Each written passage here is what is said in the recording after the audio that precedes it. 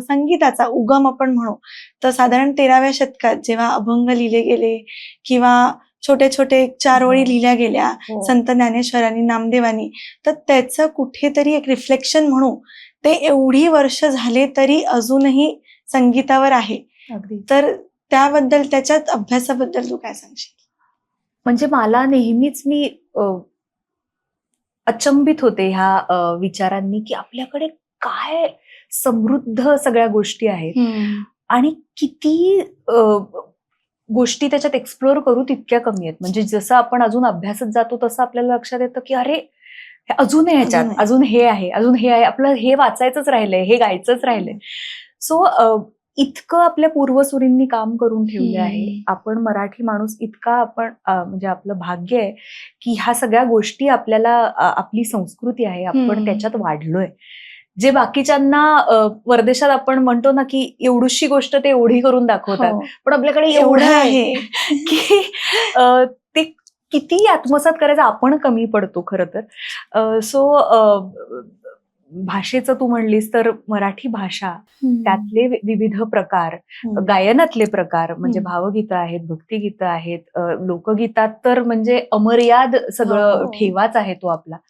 So आपण फक्त absorb करायचं आणि जे जे मिळेल ते घ्यायचं. कारण आता अशी परिस्थिती आहे ना की सोशल मीडियानी एक पॉझिटिव्हली गोष्ट मी नक्की सांगेन की सगळ्या गोष्टी आता एका क्लिकवर आहेत.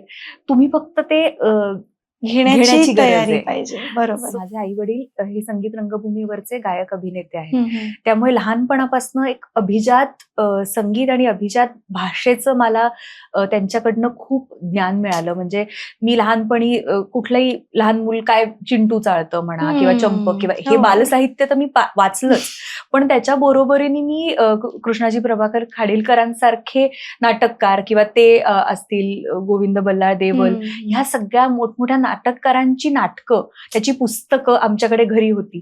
तर ती अशी वाचली जायची. आई मला मिळतही नाही आणि आई मला टास्क द्यायची की हा पॅरेग्राफ पाठ कर, ही भाषा तुझ्या तोंडी येऊ देत, तुझ्या जड जड शब्द तुला बोलता येत आहेत का, प्रयत्न कर. किंवा त्यांच्या नाटकाच्या तालमी चालायच्या तेव्हा मी प्रॉम्प्टिंगला बसायचे स्क्रिप्ट घेऊन की अच्छा हे इथे शब्द अडतोय. आणि ती भाषा इतकी समृद्ध आहे की त्याचे संस्कार होणं त्या वयात हेही खूप महत्वाचं होतं. वातावरणात वाढायला मिळणं अगदी. आणि मग म्हणजे प्रोज पासून सुरुवात होऊन मग पद्य ह्याच्यापर्यंत असा तो माझा प्रवास राहिला.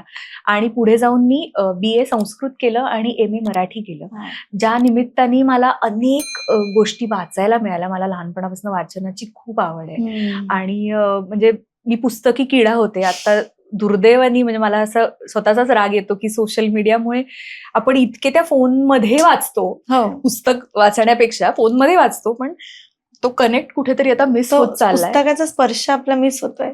खूप खूप म्हणजे दुर्दैवी गोष्ट आहे ही. म्हणजे परत जायला पाहिजे मी त्याच्याकडे. मी स्वतःबद्दल बोलतेय, पण मी आता आवर्जून पूर्वीसारखी पुस्तकं वाचणार आहे. सो त्या वयात ते संस्कार होणं हे खूप गरजेचं आहे असं मला वाटतं आणि ते झाले. त्यामुळे भाषेची गोडी लागली. मला असं वाटतं की आपल्या भाषेत इतक्या गोष्टी आहेत त्या म्हणजे त्या वयात समजून घेणं हे माझ्यासाठी खूप मोठी गोष्ट होती आणि त्यामुळे मला ते सगळं जवळनं शिकायला मिळालं, अनुभवायला मिळालं.